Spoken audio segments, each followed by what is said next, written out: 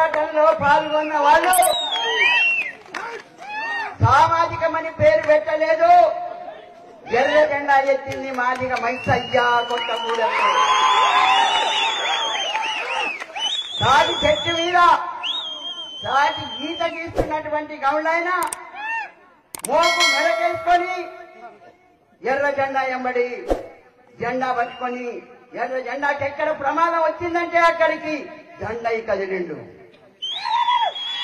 అలాంటే కాదు, గొర్రెల కాస్తున్న గొల్లాయన. ఆ గొల్లాయన ఎవరు? కడివెండి కొమరయ్య. కడివెండి కొమరయ్య భూమి కోసం ఇంటింటికి సంకన పుట్ట పెట్టుకొని ఇంటింటికి మైల బట్టలు ఉతికి బిడ్డలకు కూడు దారక సూర్యాపేటకు వచ్చి కొంగున పావుల చిట్టి, సంఘం చిట్టి, ఆంధ్ర మహాసభ చిట్టి కొంగున కట్టుకొని వచ్చి సాకలైనమ్మ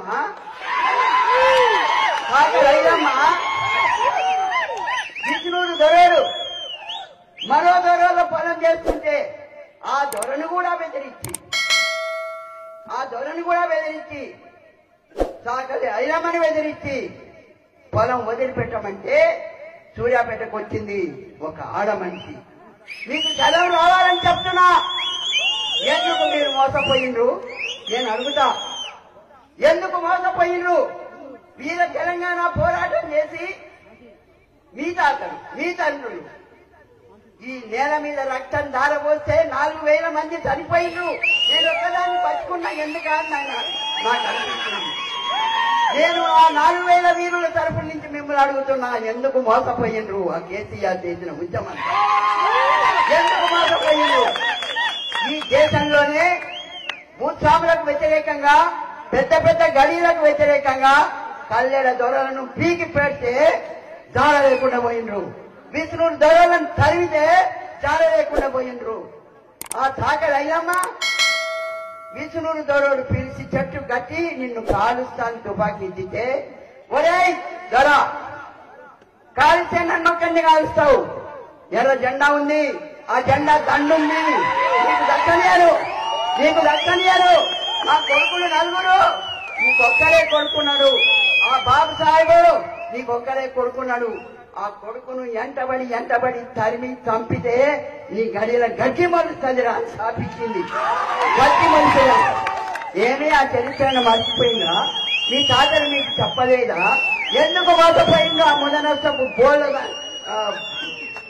ఏందనో వాడిని తిట్టడానికి కూడా మాట దొరకటం లేదు. వాళ్ళు చెప్పిన వాళ్ళకు అది చేతిలో బెల్లం పెడతాం, ఇంకేందో బంగారు తెలంగాణ చేస్తామంటే ఎందుకు బంగారం నూరుక తాగుతారా?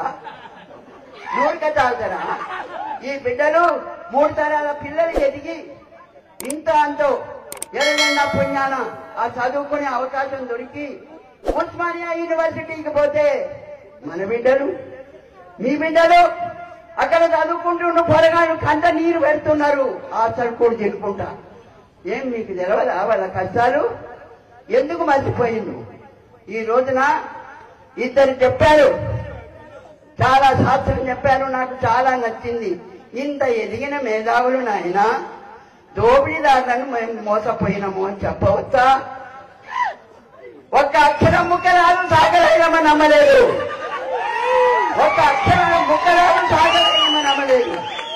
ఎందుకు చచ్చిపోయిండు? జోడికోరయ్య చెరువుల తుమ్మలు, సర్కారు భూమిల తుమ్మలు గొర్రె తోడుకొని పోతే వాడు తుమ్మకాయ కొట్టుకొనియలేదు.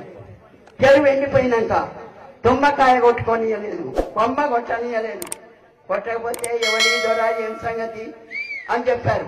అంతేకాదు ఆ విష్ణుడు దొరైన పత్తి బాలంతలను తీసుకుపోయి నాగాళ్ళ మీద పొలంలో పెట్టి నాటయిస్తా ఉంటే నాగాళ్ళ మీద 50 నాగాళ్ళ మీద మొగోళ్ళు తీతాంతో అన్ని కులాలు ఉన్నారండా. మాదిగా ఆయన ఉన్నాడు, మంగళ ఆయన ఉన్నాడు, సాగల ఆయన ఉన్నాడు, అన్ని కులాలు చూస్తూనే ఉన్నాడు. ఆడవాళ్లను జుట్టు పట్టి తీసుకుపోయి పచ్చి బాలంతలు పిల్లల్ని తల్లుని తీసుకపోతే బాలంతలు నోరెండి చచ్చిపోయిండు. చచ్చిపోతే పాలు దూర నీ కాలు మొక్కుతానంటే రొమ్ముల చెయ్యేసి పాలు పిండిండు. అప్పుడు పాడిన నేను దొరబిడనే. ఆ దుర్మార్గాన్ని సహించలేక పతిబాలంతరను ఉయ్యాలో ఆ పాలివ్వలోలమని ఉయ్యాలో, బోధనాన్ని బంటను ఇయ్యాలో ఆ పాలివ్వదోలమని ఉయ్యాలో, బతిలాడిన గాని ఉయ్యాలో ఆ పాలివ్వదోలనే ఉయ్యాలో, రొమ్ముళ్ళ చెయ్యేసి ఉయ్యాలో ఆ పాలు విండిరయ్య ఉయ్యాలో, నాగళ్ళ నీదున్న ఉయ్యాలో నా ఎన్నల్లార ఉయ్యాలో, చీము నెత్తులేల ఉయ్యాలో, చీము నెత్తులేల ఉయ్యాలో, తిరగబడవేమయ్య ఉయ్యాలో, ఎక్కండి ఎల్లండ ఉయ్యాలో దండు కడదామయ్య ఉయ్యాలో, దండు ఉయ్యాలో